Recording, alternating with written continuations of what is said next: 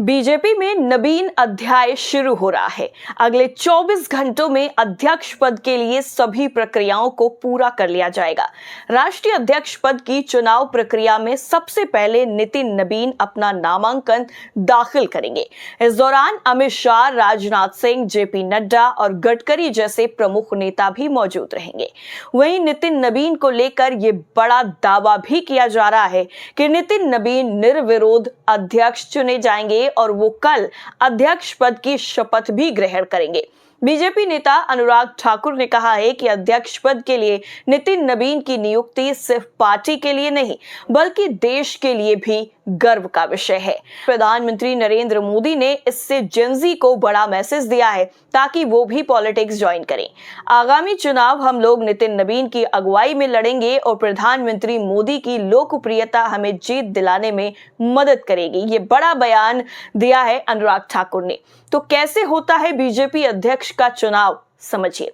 दरअसल बीजेपी के राष्ट्रीय अध्यक्ष का चुनाव पार्टी की राष्ट्रीय परिषद और राज्य परिषदों के प्रतिनिधियों से मिलकर बने निर्वाचन मंडल द्वारा किया जाता है और इस प्रक्रिया की देखरेख पार्टी के राष्ट्रीय प्रतिवेदक द्वारा की जाती है। बीजेपी के संविधान के मुताबिक किसी राज्य के निर्वाचक मंडल के कोई भी 20 सदस्य संयुक्त रूप से राष्ट्रीय अध्यक्ष पद के लिए ऐसे व्यक्ति का नाम प्रस्तावित कर सकते हैं जो 4 कार्यकाल तक पार्टी का सक्रिय सदस्य रहा हो और जिसकी सदस्यता के 15 वर्ष पूरे हो चुके हों।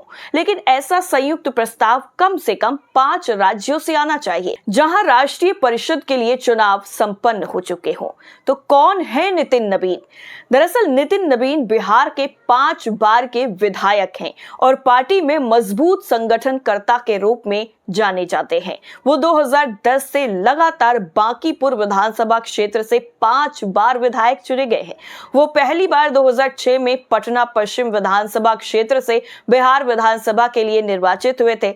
हाल ही में उन्हें बीजेपी का राष्ट्रीय कार्यकारी अध्यक्ष भी नियुक्त किया गया। अब वो पार्टी के 12वें राष्ट्रीय अध्यक्ष के रूप में कमान संभालने के लिए तैयार हैं। उनके नेतृत्व में पार्टी आगामी चुनौतियों और संगठनात्मक मजबूती की दिशा में नया रोड मैप तैयार करेगी। नड्डा की प्रधानी पर एक नजर। दरअसल 20 जनवरी 2026 बीजेपी के वर्तमान राष्ट्रीय अध्यक्ष जगत प्रकाश नड्डा के कार्यकाल का आखिरी दिन होने वाला है। इस दिन वो औपचारिक रूप से पार्टी की कमान दूसरे अध्यक्ष को सौंप देंगे। उनके 6 साल के कार्यकाल में बीजेपी ने कई बड़े उतार चढ़ाव देखे हैं। वैसे तो उनका कार्यकाल 3 साल के लिए ही था, लेकिन पहले कोविड और फिर लोकसभा चुनाव की वजह से इसे बढ़ाया गया और अब वो पूरे 6 साल का कार्यकाल समाप्त कर रहे हैं। इस दौरान एक लोकसभा और 30 से भी ज्यादा विधानसभा चुनाव में पार्टी उनकी अगुवाई में मैदान में उतरी है। वैसे तो जेपी नड्डा 2014 में ही बीजेपी के अध्यक्ष बन जाते, लेकिन तब उत्तर प्रदेश में शानदार सफलता दिलाने वाले अमित शाह को यह जिम्मेदारी दी गई। नड्डा तब अमित शाह की टीम में बतौर राष्ट्रीय महासचिव शामिल हुए।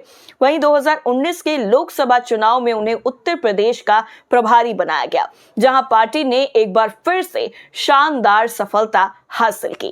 नड्डा अपने पूरे कार्यकाल में प्रधानमंत्री नरेंद्र मोदी और गृह मंत्री अमित शाह के बेहद ही विश्वास पात्र बने रहे। सरकार और संगठन में बेहतर तालमेल बनाने में उनकी सराहनीय भूमिका भी रही है। मोदी सरकार की लोक कल्याणकारी नीतियों को संगठन के जरिए से लोगों तक पहुंचाने में उनके नेतृत्व में बीजेपी ने बड़ी भूमिका निभाई है। लाभार्थियों की पहचान और उनसे संपर्क साधकर बीजेपी ने अपना बड़ा वोट बैंक भी तैयार किया। संगठन अभियान में भी बीजेपी ने सदस्यों की संख्या बढ़ाकर विश्व की सबसे बड़ी पार्टी का दर्जा बरकरार रखा है। कोविड के वक्त भी नड्डा ने पार्टी संगठन का प्रभावी उपयोग गरीबों तक राशन और बाकी आवश्यक वस्तुओं को पहुंचाने में किया था। लेकिन अब नड्डा का कार्यकाल समाप्त हो रहा है और नवीन अध्याय की शुरुआत होने वाली है। तो ये रिपोर्ट आपको कैसी लगी, कमेंट करके जरूर बताइए। फिर हाजिर होंगे आपके सामने दूसरे मुद्दे के साथ। तब तक के लिए अगर आपने 100 न्यूज को सब्सक्राइब नहीं किया है तो चैनल को सब्सक्राइब कीजिए, वीडियो को लाइक कीजिए, कॉमेंट करना बिल्कुल ना भूलिए। नमस्कार।